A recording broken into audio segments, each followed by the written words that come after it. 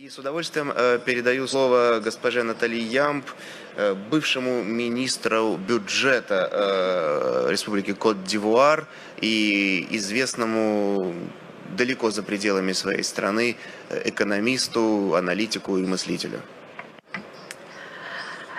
Je souhaite en premier lieu remercier les autorités russes et la Team Afrique pour m'avoir permis de venir exprimer mon point de vue, celui de mon parti et celui du professeur Mamadou Koulibaly, candidat à l'élection présidentielle de 2020 en Côte d'Ivoire, sur la souveraineté, sur les valeurs africaines, sur les urgences de développement en Afrique et le rôle que la Russie peut y jouer. Parler d'identité africaine est une chose aisée, car l'identité et les valeurs des Africains ne sont pas différentes de celles du reste de l'humanité. Nous avons les mêmes sentiments de solidarité, de compassion et les mêmes aspirations à la liberté, à la dignité, à la justice et à la propriété. Pourtant, force est de constater que, après l'esclavage, après la colonisation, après les pseudo-indépendances, on ne nous a reconnu que le droit d'être libre, mais seulement au sein de l'enclos français. L'Afrique francophone est encore aujourd'hui, en octobre 2019, sous le contrôle de la France. Cela remonte à 1984, lorsque les puissances coloniales se sont réunies à Berlin pour se partager l'Afrique, sans que les Africains aient leur mot à dire. L'Allemagne, l'Espagne, l'Angleterre, le Portugal ont compris depuis lors qu'il fallait sortir du schéma de la conférence de Berlin et redéfinir les contours d'une nouvelle coopération avec les pays africains. Pas la France, qui avance sans bouger, en portant des masques et qui considère toujours le continent africain comme sa propriété. Les peuples d'Afrique, et particulièrement la jeunesse, revendiquent pourtant avec de plus en plus de vigueur leur besoin de démocratie, leur droit à l'autodétermination, le droit de décider avec qui ils veulent commercer, avec quoi ils veulent payer ce commerce, sans qu'on les place sous la tutelle d'une ex-puissance coloniale qui se présente toujours sur la scène mondiale comme notre porte-parole et notre avocat. Nous voulons sortir du franc CFA, que Paris, avec la complicité de ses laquais africains, veut pérenniser sous l'appellation ECO, et qui ne permet aucune industrialisation de l'Afrique francophone. La conquête de notre souveraineté monétaire est capitale, car la seule stabilité que le franc CFA garantit aux pays qui l'utilisent sont la mauvaise gouvernance, la pauvreté et la corruption. Nous voulons le démantèlement des bases militaires françaises, qui, sous le couvert d'accords de défense bidons, ne servent qu'à permettre le pillage de nos ressources, l'entretien de rébellions, l'entraînement de terroristes et le maintien de dictateurs à la tête de nos États. Nous refusons que la France continue d'usurper la voix de l'Afrique à l'ONU, qu'elle soit à la base de quasiment toutes les résolutions concernant le continent.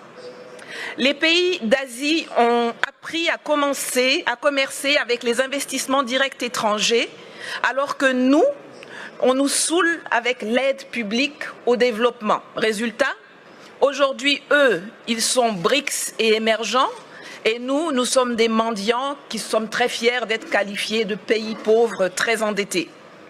Cela doit changer. Cela va changer et la Russie a un rôle à jouer dans cette évolution. Mais nous ne venons pas en Russie pour y chercher de nouveaux maîtres qu'on substituera aux anciens. Nous y venons pour trouver des partenaires, pour faire du business gagnant-gagnant pour la Russie comme pour les pays africains concernés. L'Afrique regorge de potentialités. Mes prédécesseurs l'ont déjà dit, il y a une population qui grandit, dont 60% à moins de 30 ans, une position géostratégique, d'immenses ressources minières, naturelles, agricoles et surtout humaine.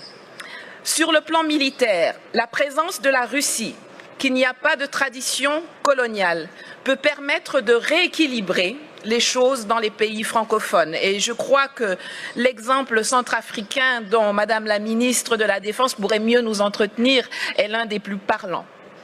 En Côte d'Ivoire, nous avons par exemple un énorme besoin de formation militaire et de restructuration de l'armée.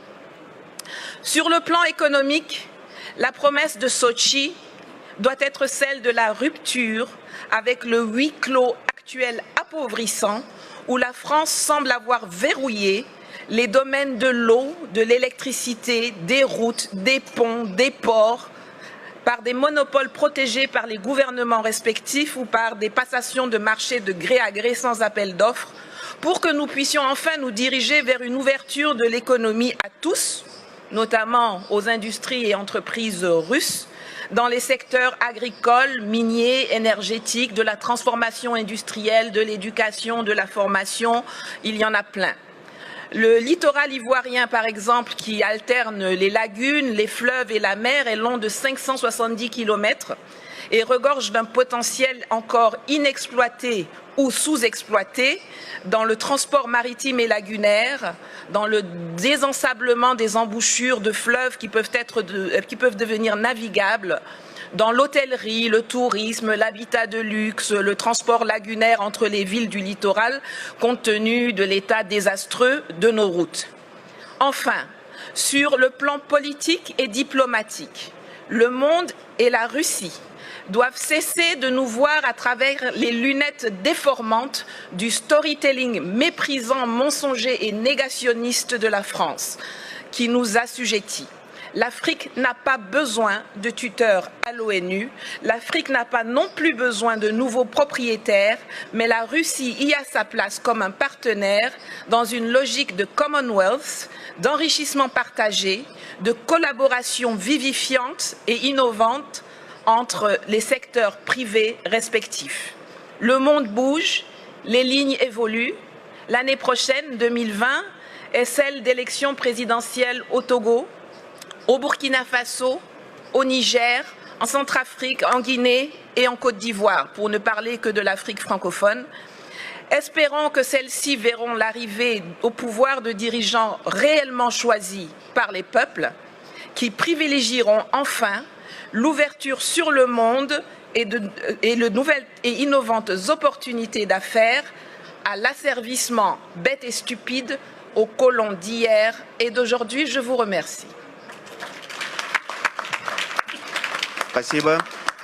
Я хочу отдельно отметить, поскольку в зале находятся иностранные журналисты, французские, американские, что одна из главных традиций мероприятий, которые проходят в нашей стране и в частности здесь, это полная свобода, открытость, отсутствие цензуры, и спикеры свои выступления не согласовывали, поэтому здесь можно насладиться настоящей свободой слова. Я это говорю как журналист, потому что знаю, какие бывают с этим проблемы в странах далеко за пределами России. Здесь вы видите полную палитру ярких красок и соответствующих заявлений, но я точно могу согласиться с госпожой Ямб в том, что у России действительно, как она отметила, нет никакого негативного, такого колониального опыта взаимоотношений с африканскими государствами. Мы единственная мировая держава, которая ничем себя не запятнала за многие-многие годы сотрудничества с странами африканского континента. В этом, конечно, наше конкурентное преимущество.